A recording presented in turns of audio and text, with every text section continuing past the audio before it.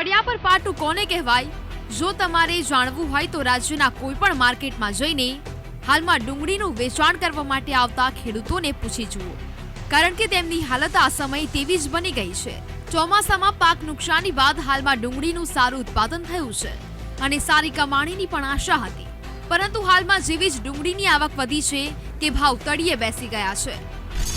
શરૂઆતમાં જે ડુંગળીના 20 કિલોના ભાવ 700 થી 800 રૂપિયા મળતા હતા, હાલમાં તે ડુંગળીના 20 કિલોના ભાવ 100 રૂપિયામાં મળી રહ્યા છે. જ્યારે બજારમાં હાલમાં 1 કિલો ડુંગળીના ભાવ 30 થી 40 રૂપિયા છે.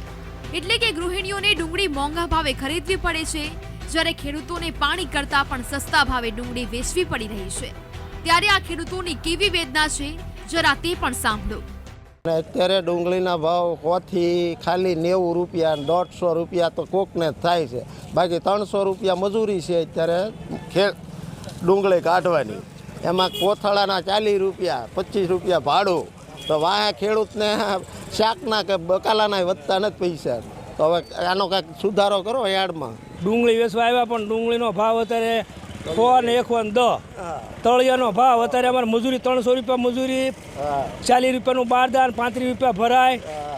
કાંઈ આમાં મળતું નથી સાહેબ. આમાં કાંઈક ઉધારો થવો જોઈએ ને, આ તો મરવાનો વારો હાવ છે. 1 રૂપિયો નથી આમાં આરામ બરોબર મળે. ખેડૂતોની સ્થિતિ હાલ એવી બની ગઈ છે કે ડુંગળીના વાવેતરમાં અને મજૂરીમાં જે ખર્ચો થાય છે તે પણ નથી નીકળી રહ્યો.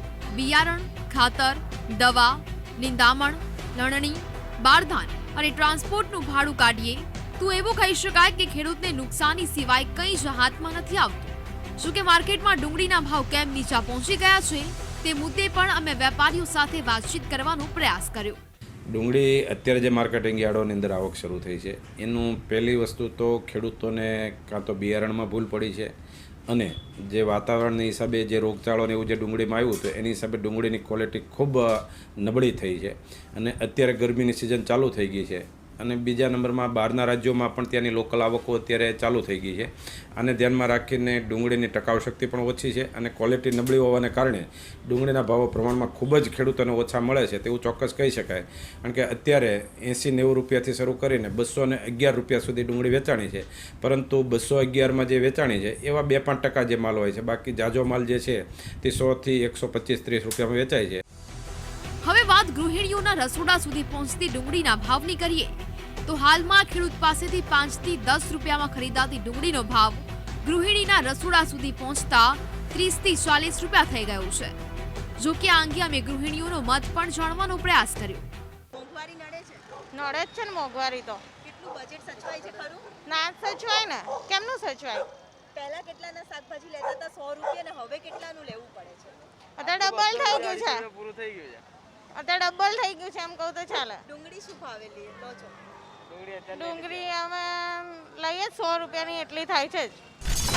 સવાલ અહીં એ થાય છે કે બજારમાં જો ડુંગળી 40 રૂપિયામાં કિલો વેચાઈ રહી છે તો ખેડૂતને કેમ પૂરતા ભાવ નથી મળતા?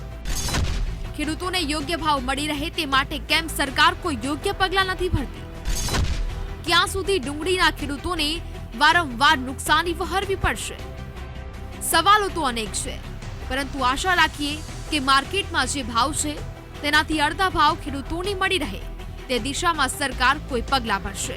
ભાવનગરથી સંવાદદાતા નીતિન સોની સાથે અમદાવાદથી દિવ્યા ચૌહાણ, VTV ન્યૂઝ.